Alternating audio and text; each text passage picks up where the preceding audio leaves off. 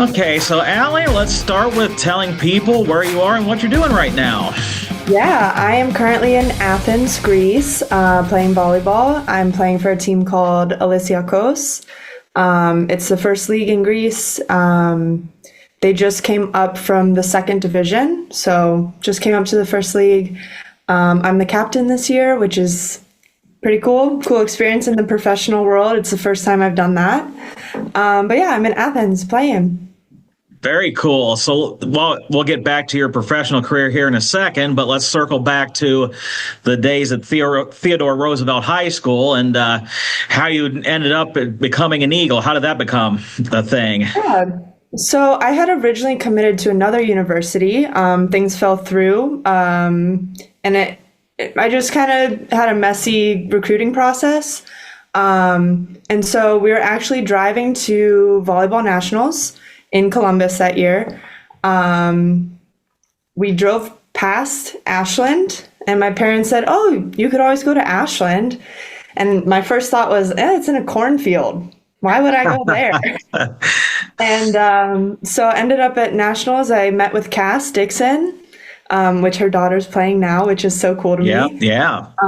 So I met with her and I was like, okay, she's really nice. Like, I really like her energy and everything. I went on a couple visits. I think from the moment I met her, though, I just knew, like, okay, this is where I want to be. The first visit, I was telling my parents, like, okay, I'm ready. Like, I want to sign right now.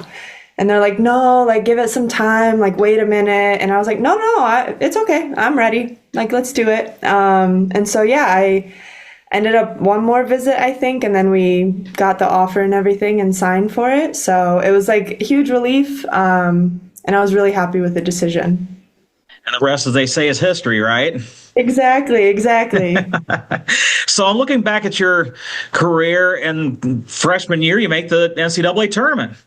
And as a very big contributor on that team. So was it kind of we get there the freshman year, we think we can get there every year type of thing? Or how did that kind of come about for you?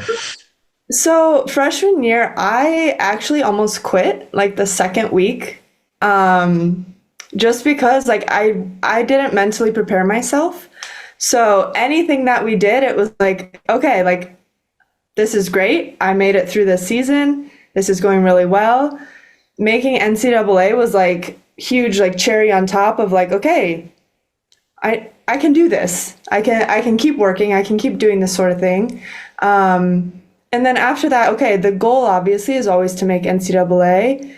But it was like a very special season, that freshman year. And I think, we put a lot of work in that season and overcoming like my personal challenge of like, okay, I almost wanted to quit to going to, okay, we just made NCAAs. Like, this is awesome. Like, let's see what else I can do.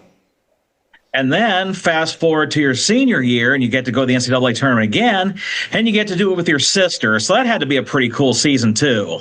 Yeah, it was great. And okay, we had one season in high school also, but when you live with your younger sister all the time and you're playing the same position, we actually both were setting and hitting outside because we were like the most athletic players. So we were setting in each other the whole time.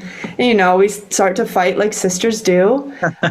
Coming to college and like, okay, Cass knows they're different positions. They're going to have their separation. We weren't living together.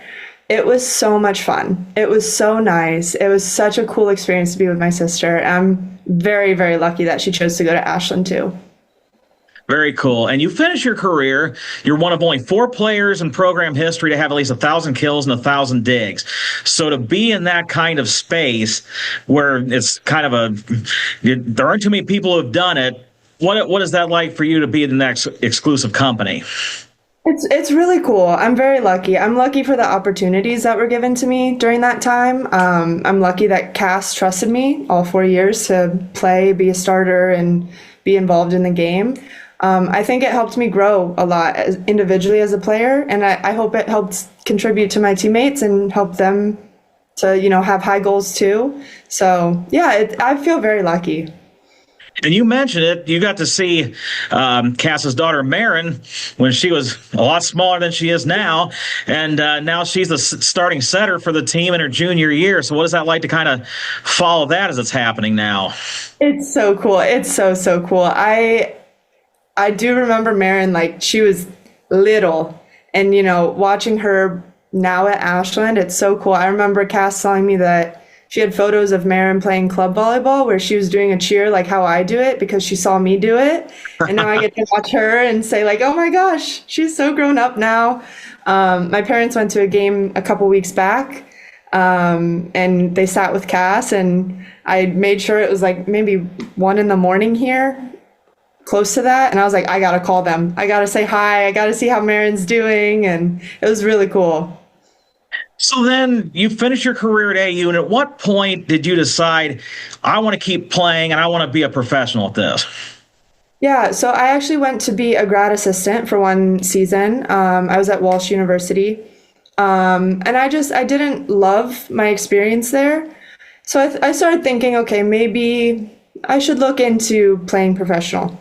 Because I had done a tour when I was at Ashland, I think between junior and senior year.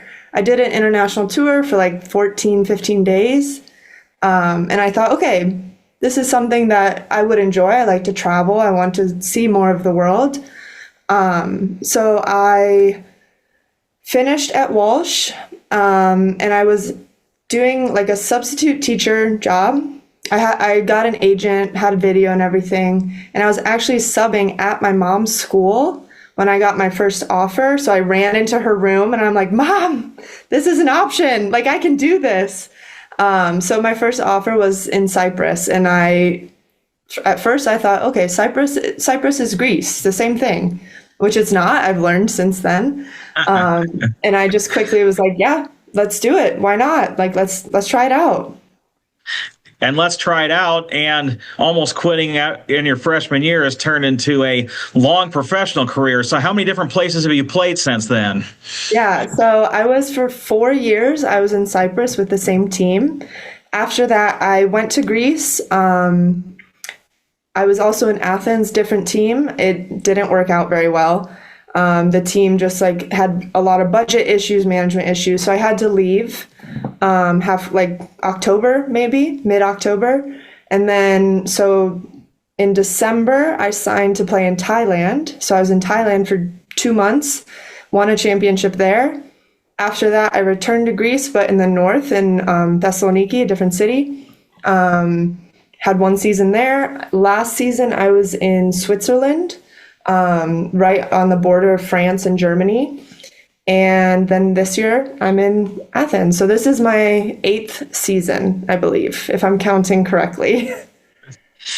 Every time I do one of these videos, you all make me feel old. And you and Wendell Davis and Lena Snyder, and you've all been overseas for years, and it's just 1 year after another. So what are some of the bigger challenges? Obviously, language is the biggest challenge when you're over there. But how different is volleyball over there compared to here? Yeah, so each place I've played, it's been a different style of volleyball. In Cyprus, it was a lot slower. I would say the level isn't as high, but still competitive, and it still gets tough. In Greece, I really enjoy the style of play here. We can still be quick, but it is like big blocks. You're trying to hit up and around them, a lot of movement. It's just like, you see the same teams all the time. So you kind of learn the other players, how they work. Sometimes there'll be surprises, like a transfer last minute, and you have to adjust quickly. You practice a lot more. It's a longer season. It's not just for 4 or 5 months. It's 8, 9 months, and you're practicing all the time, lifting, and that's your only job. You don't have school, so you don't have something else that like, oh, I just have a morning practice and then I'm free. I have classes. Here it's like, okay, I have maybe a morning lift, and then I have an evening practice, and then I have to get physiotherapy, and then I have to do this and this. And so it's all focused on keeping my body healthy, while also having a high load of practices and lifting and team things. Like, I mean, we tried to do this last week. I had to reschedule because we had a team meeting just pop up out of nowhere. So it's a little bit unpredictable, but it's fun. Go ahead and take the opportunity to brag on your parents and Sophie a little bit and all the support they've given you over the years with this. Yeah, they have been so helpful with everything. I know my first 2 years of playing, there were many calls where I was just crying to my parents saying, I don't know how I'm going to do this. I'm so far from home because Ashland's only an hour from my parents. You know, if I needed something, they could come. Now I'm halfway across the world. I don't really have a contact. And like you said, language can be an issue. But they have been so supportive. We now have like Christmas routine of them coming to visit me. We do a little trip in Europe for Christmas. Yeah, they've been super helpful. And Sophie too, when I'm home, I get to live with her, spend time with her, and it's a great time, and I really enjoy it. Excellent. So I always end these with one question. If you happen upon someone, which I highly doubt will happen in Greece, but if you happen upon someone and said, my kids or me myself are thinking of coming to Ashland University, what would your sales pitch be? Oh, you know, the people there are so nice. Like, you know, there's the sign that says like world's friendliest people, right by Ashland. You know, the people are so nice. It's a quieter life. It's a small campus, which is nice. You don't have to walk, 5 miles to get to one class. I really enjoyed my education there. I had great professors. And then, of course, volleyball, it was a huge plus. The facilities there are great. I think they're comparable to a D1 experience. I don't think you need to go D1 to be able to go play professional. D2, you can do it. And you get to have a balance of student athlete and athlete. So yeah, I think it's a great experience to go to Ashland and have the small town, get to know some pretty cool people.